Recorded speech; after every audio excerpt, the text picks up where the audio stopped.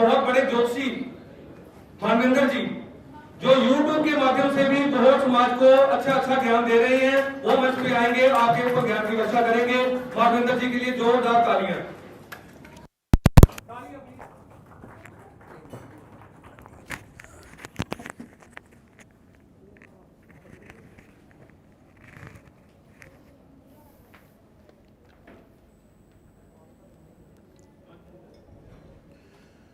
भारत माता के, भारत माता के, वंदे वंदे। सर्वप्रथम तो मैं सौरभ कपूर जी आपको बहुत बहुत बधाइयाँ देता हूँ कि आज आपने अमृतसर शहर में हम सभी को यहाँ पर एकत्रित किया है। ये आपका प्रथम ज्योतिषीय सम्मेलन है। प्रयास बहुत अच्छा किया, टीम वर्क बहुत अच्छा किया, पर किसी कारण से कुछ लोग नहीं पहुंच पाए। पर मेरी नज़र में आपका ये कार्यक्रम पूर्ण रूप से सफल है, और सफल इसलिए है कि आपने इसको बहुत मेहनत ईमानदारी के साथ में किया, एक प्योर इंटेंशन के साथ में किया। तो मैं उम्मीद करता हूं कि आगे जो आप भविष्य में दूसरा सम्मेलन करोगे वो और ज़्यादा व्यापक बड़े स्तर का होगा।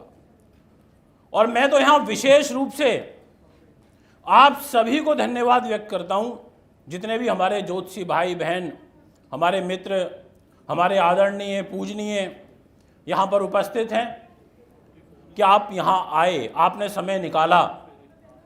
क्योंकि बहुत सारे एनवायरनमेंट ऐसे क्रिएट हो रहे थे कल कि किसान आंदोलन है, ये है, ट्रेन कैंसिल हो रही है, नहीं आ रही हैं, उसके बाद भी आप पहुँचे।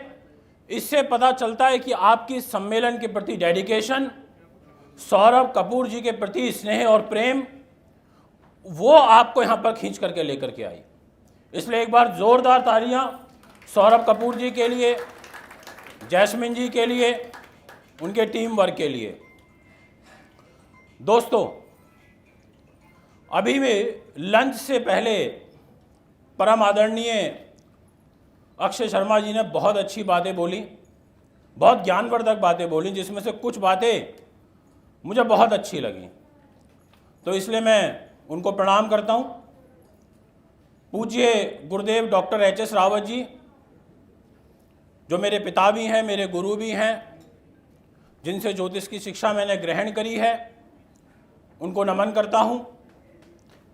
भास्कर जी हमारे बीच में हैं, चारवी ठाकुर जी, हमारे भाई आशु मल्होत्रा जी, दिल्ली से आए प्रवीण सोनी जी, बहुत अच्छा प्रोग्राम आयोजन करते हैं, रेमेडी किंग हैं, स्पेशलिस्ट हैं।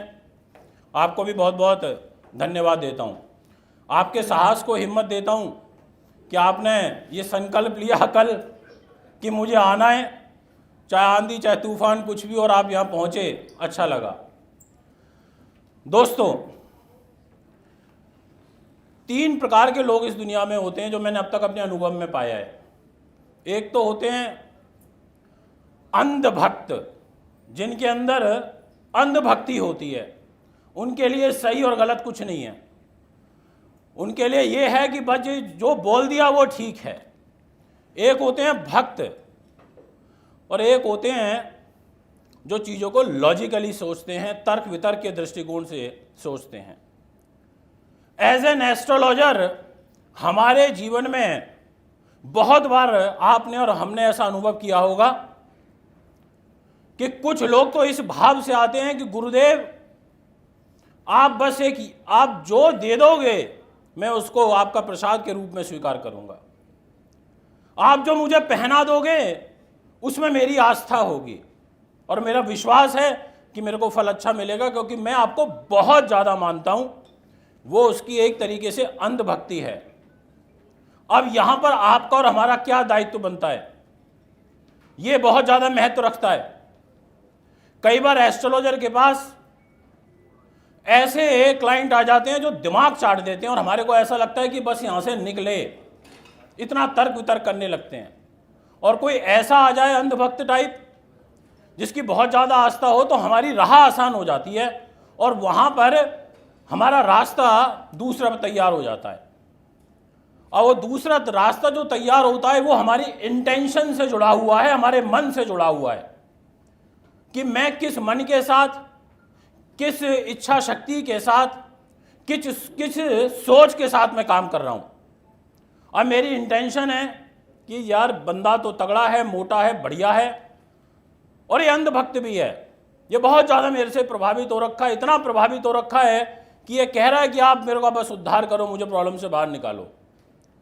अब मैं उसको क्या रेमेडी दे रहा हूँ, कैसी रेमेडी दे रहा हूँ, किस इंटेंशन के साथ दे रहा हूँ, ये महत्व रखेगी। मैंने बोला ठीक है, ये पन्ना पहन लो, पैसे की कमी नहीं है, बेच दिया 10 लाख का, 11 लाख का, 12 लाख का, 15 लाख का, जो जैसा मेरा मौका मेरे को लगा। ये है हमारी गलती।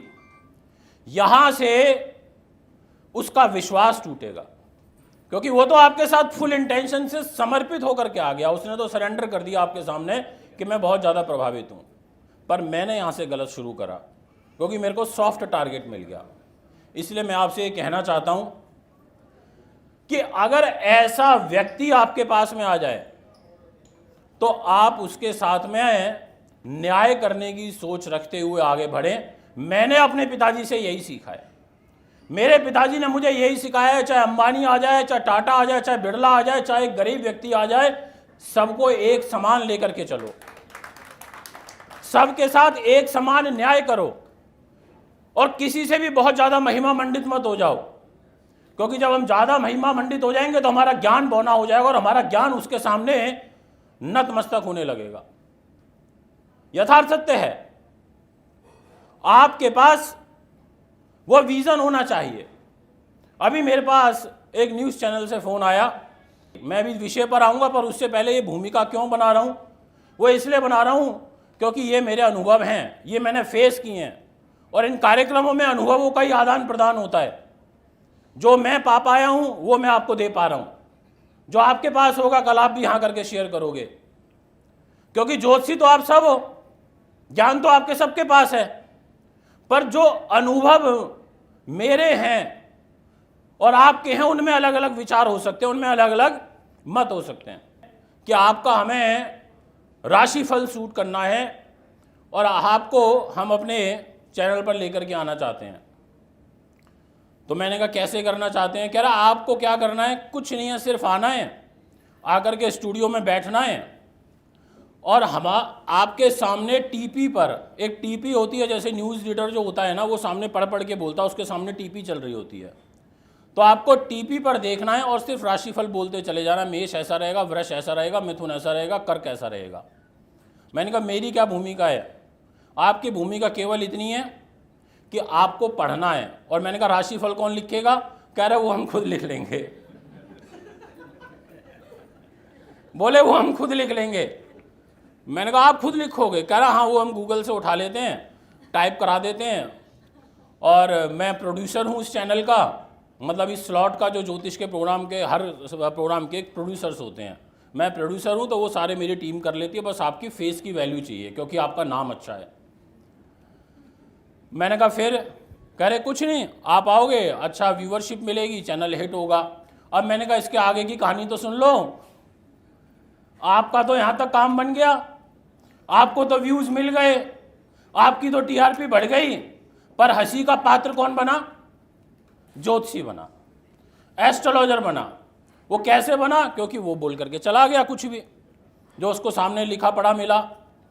इसीलिए आज की डेट में न्यूज़ चैनलों का एक बहुत बड़ा रोल है एस्ट्रोलॉजी को भी पीछे लेकर के जाने में। नॉलेज नहीं है, चैनल पे ला करके बैठा देते हैं। बाढ़ आई हुई है, हमारे को इस चीज़ का भी ध्यान रखना पड़ेगा। मैंने बोला मैं आऊँगा, पर मेरा राशिफल अपना खुद का होगा और खुद से बोलूँगा और अपनी कंडीशंस पे बोलूँगा। दोस्तों, एक प्रश्न मेरे मन में बड़ा घूमता है जब कुंडलियों को देखता हूँ, डिस्कस करता हूँ। जैसे अभी अक्षय शर्मा जी ने बहुत अच्छी बात बोली कि ज्योतिषी अगर निडर है तो बहुत अच्छी प्रेडिक्शन कर सकता है। बिल्कुल ठीक बात है। अगर वो निडर है तो वो अच्छा ज्योतिषी नहीं, वो हर फील्ड में बहुत अच्छा कर सकता है, क्योंकि उसकी रिस्क लेने की कैपेसिटी अच्छी होगी और वो दबाव में नहीं आएगा। और जहाँ हम दबाव में आ जाते हैं ना किसी के, तो बड़ी दिक्कत होती है, बड़ी परेशानी होती है। इसलिए दबाव मुक्त होकर के हमारे को प्रेडिक्शन करनी चाहिए। अब कुंडली का फलादेश करते समय विशेष रूप से हम ये देख लें कि आखिर 12 की 12 लग्नों में कौन सी लग्नें सबसे अच्छी हैं, उसको आप कैटेगराइज कर दें। उसमें त्रिकोण के मालिक कैसे हैं, कितने बलशानी हैं, आप उसको कैटेगराइज कर दें। आप ये देख लें कि उसके केंद्र में कितना बल है, आप उसको कैटेगराइज कर दें। और आप कुछ स्पेसिफिक ऐसे योग निकाल सकते हो, देख सकते हो, जिसके आधार पर आप पॉइंट टू पॉइंट बोल सकते हो। जैसे आजकल मंगल स्वयं राशि का चल रहा है और वृश्चिक राशि में है, रुचक नाम का महापुरुष राजयोग बना हुआ है। अब हम सिंह लगन की बात करें, क्योंकि आज मुझे सिंह के बारे में बात भी करनी थी, क्योंकि अभी पीछे प्रीवियस जो सम्मेलन रहे हैं उनमें मैंने मेष से लेकर के और कर्क राशि तक के बारे में कुछ मंगलिक दोष के बारे में चर्चा करी थी कि मंगल मंगल मंगल बड़ा हुआ बना रहता है मंगल का, कि अरे मंगलिक दोष बन गया, ये बन गया तो ये तो पति को खा जाएगी, पत्नी को खा जाएगी। पर ऐसा नहीं होता। मंगलिक दोष ठीक है, बनता है, 5 प्रकार का बनता है, पर उसकी कैटेगरी को देखना पड़ेगा कि मंगल का दोष 12 की 12 लग्नों में अलग अलग प्रकार का फल देगा और दोष बनेगा 5 लग्नों पर विशेष प्रभाव जो उसका रहेगा। जैसे लगन में, चतुर्थ में, सप्तम में, अष्टम में और द्वादश में, इन घरों में हम मंगलिक दोष को कंसीडर करते हैं। अब सिंह लगन है, अब सिंह लगन का व्यक्ति मंगलिक हो गया, लगन के अंदर मंगल बैठ गया। अब सूर्य की लगन है, सूर्य अग्नि कारक ग्रह है, तेजस्वी है, ओजस्वी है, माणिक्य की तरह चमकता है, प्रकाशित करता है। और मंगल सेनापति, उसका मित्र, आपके प्रथम भाव में आकर के बैठेगा। मंगलिक दोष तो बन गया, पर इस मंगलिक दोष में और जो चतुर्थ भाव का मंगलिक दोष होगा और जो अष्टम का होगा, द्वादश का होगा, अष्टम का होगा, उसमें बड़ा फर्क होगा। आप बोलोगे कि भाई सिंह लगन के अंदर मंगल वैसे भी केंद्र त्रिकोण का मालिक हो जाता है और इसके पास डिपार्टमेंट भी बड़ा महत्वपूर्ण है, ये चतुर्थ भाव का मालिक है, ये आपके सुख साधन प्रॉपर्टी वाहन जमीन जायदाद का मालिक है और ये आपके नवम भाव का भी मालिक है, आपके भाग्य का भी मालिक है। तो 2 इंपॉर्टेंट हाउस इसके पास हैं। आपके शरीर पर बैठा आपको अच्छा व्यक्तित्व भी दे देगा, आपको अच्छा भाग्य भी दे देगा, आपको अच्छे सुख साधन भी दे देगा और आपको डेयरिंग पर्सनैलिटी भी दे देगा। आप बोलोगे कि ये मंगलिक दोष आपके लिए हानिकारक नहीं है, स्वयं के लिए नहीं है, पर यहां से आगे क्या? अब यहां से आगे इसकी दृष्टि जा रही है सप्तम भाव पर।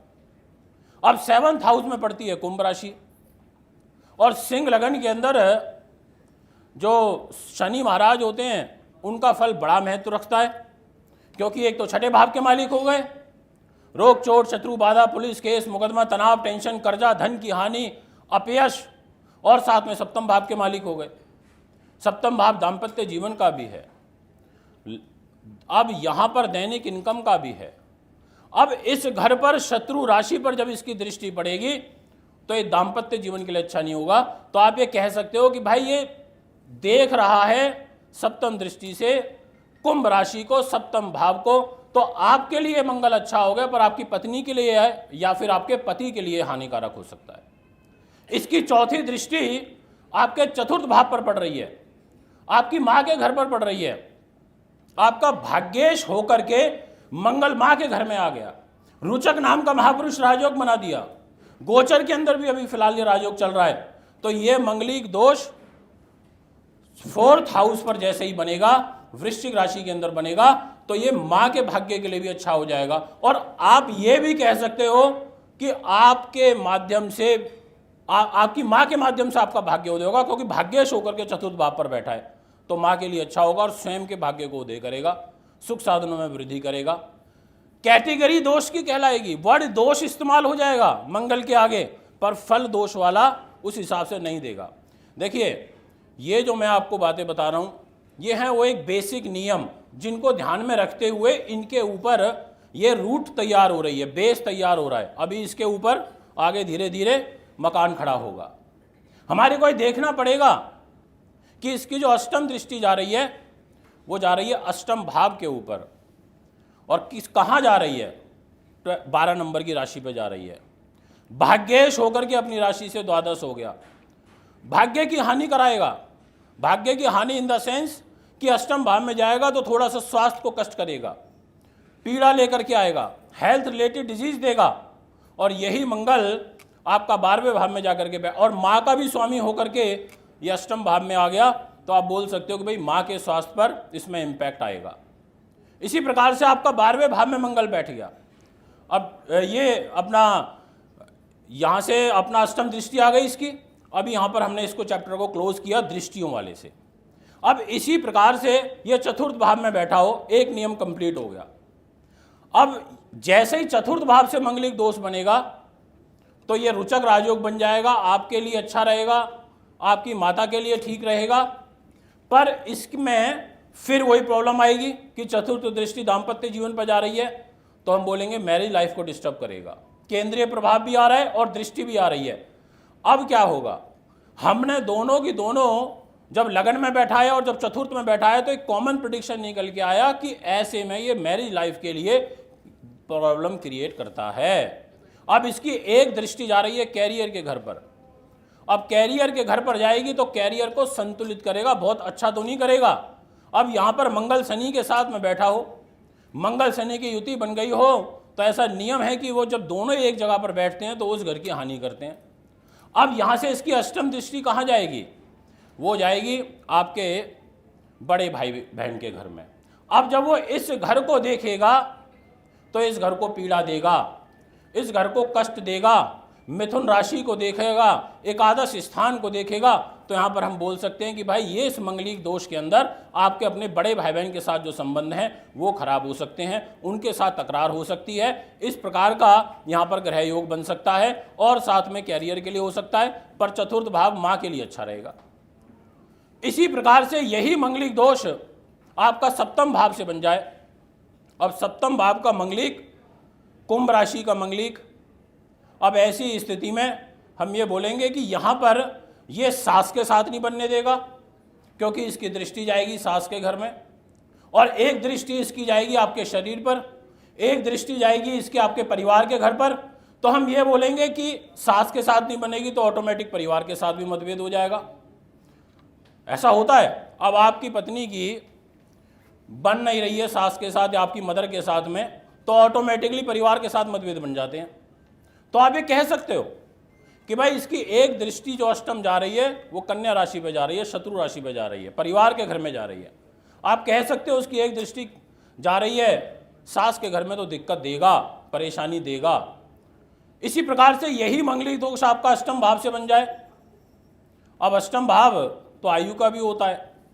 अब ऐसी स्थिति में अष्टम भाव में इसका बैठना, अब यहाँ पर हम ये कह सकते हैं कि भाई भाग्येश होकर के अष्टम में बैठा है, थोड़ा दिक्कत तो देगा, भाग्य को स्लो भी करेगा, चुनौतीपूर्ण जीवन रहेगा। आपको स्ट्रगल, मेहनत ज़्यादा करनी पड़ेगी, संघर्ष करना पड़ेगा, क्योंकि अष्टम भाव में बैठा है। अब इसकी यहाँ से चौथी दृष्टि जा रही है बड़े भाई बहन के घर पर, और बड़े भाई बहन को जब देखेगा तो बड़े भाई बहन को कष्ट देगा, क्योंकि सारा का सारा जो खेल हम एस्ट्रोलॉजी में कैलकुलेट करते हैं दोस्तों, वो बेसिक स्ट्रक्चर की बात करें तो वो ग्रहों की मित्रता शत्रुता पे करते हैं, ग्रहों की डिग्रियों के ऊपर करते हैं कि वो किस डिग्री का है। हम उसकी अवस्था के ऊपर करते हैं कि आखिर वो शिशु अवस्था का है, बाल्य अवस्था का है, वृद्ध अवस्था का है, मृत अवस्था का है, कुमार अवस्था का है, युवा अवस्था, कैसी अवस्था का है वो, हमारा फल इसके आधार पर निर्मित होता है। अब बड़े भाई बहन के साथ तकरार कर देगा। इसी प्रकार से एक दृष्टि परिवार पर लेके जाएगा तो परिवार के लिए भी कर देगा, और एक दृष्टि उसकी जाएगी छोटे भाई बहन के घर पर, और वो जाएगी कन्या राशि पर, इधर जा रही है मिथुन राशि के ऊपर। यानी कि अब आपकी ना छोटे से बन रही है ना बड़े से बन रही है।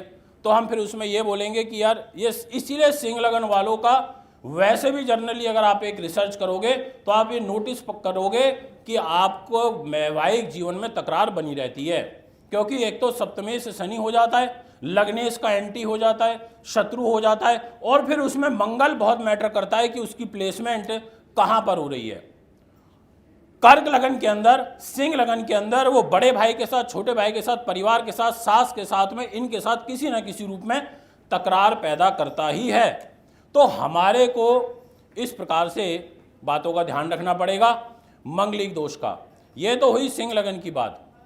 अब आपको एक जनरल प्रिडिक्शन करना है, ग्रहों के ट्रांजिट का करना है, तो आप कर सकते हो। आप ये कह सकते हो कि भाई कोई आपसे पूछे कि क्या अच्छे बेनिफिट हो सकते हैं, कोई आपसे ये कहे कि अभी जो ग्रहों का ट्रांजिट हुआ है फिलहाल में, इसमें शुभ रूप में आप बताएं कुछ, अशुभ ना छोड़ करके, क्योंकि प्लस और माइनस तो साथ में चलते ही हैं, दृष्टियां भी तो होती हैं। तो हम ये कहेंगे कि भाई जितने भी कर्क लगन के अभी इस समय दर्शक हैं, उनके लिए मंगल की जो भूमिका है वो बड़ी मैटर है। अभी यहाँ पर क्योंकि उसने एक केंद्र त्रिकोण राजयोग बना दिया, सिंह लगन में अभी एक रुचक नाम का महापुरुष राजयोग बना दिया, केंद्र त्रिकोण राजयोग बना दिया, तो इसके फल आपको बहुत व्यापक रूप में प्राप्त हो जाएंगे। अब यही मंगल आपका 12वें भाव में बैठा हो, द्वादश स्थान में। अब द्वादश भाव का मंगलिक यानी कि नीच राशि में हो गया, कर्क राशि के अंदर हो गया। अब नीच का होकर के बैठा है तो 12वें भाव की तो हानि करेगा ही, आपके खर्चे तो बढ़ाएगा ही, और साथ में फिर वहाँ से वही उसकी चौथी दृष्टि जा रही है छोटे भाई बहनों के घर पर, तो उस घर को भी करेगा। और इधर कहीं ना कहीं उच्च दृष्टि से देख रहा है सप्तम, ये छठे भाव को, मकर राशि को।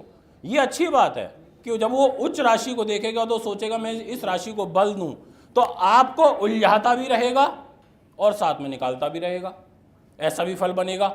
और वही जब उसकी अष्टम दृष्टि आएगी पत्नी के घर पर, तो फिर ये मैरिज लाइफ में डिस्टर्ब करेगा या पति के साथ मतभेद पैदा कर देगा, यानी कि लाइफ को एक तरफ प्लस की तरफ लेकर के जाएगा, तो कहीं ना कहीं 60% तक उसको नेगेटिव ले जाएगा। इसलिए हर लगन के अंदर मैंने बड़ा देखा है कि मंगल का प्रभाव बहुत ज़्यादा मैटर करता है। दोस्तों, अभी केवल मैं इतनी ही बात करना चाहूँगा सिंह लगन के बारे में, और एक बार पुनः बहुत बहुत बधाई देता हूँ सौरभ कपूर जी को, इतना अच्छे कार्यक्रम का इन्होंने आयोजन किया। एक बार फिर आगामी किसी सम्मेलन में आपके साथ में मुलाकात करेंगे, और आप सभी आए, आपने इतने ध्यान के साथ में सुना, बहुत बहुत धन्यवाद, नमस्कार करता हूँ आपको। और एक चीज़ और बोलना चाहता हूँ, और ये मैं थोड़ा सा अपने से जुड़ा हुआ बोलना चाहता हूँ संदेश के रूप में। देखिए, सब आते हैं अपनी अपनी बातें रखते हैं, हम उनको बहुत ध्यान से सुनते हैं। तो आज का संदेश मेरा क्या रहेगा? मेरा संदेश ये रहेगा कि मेरे पास 2 ऑप्शन थे।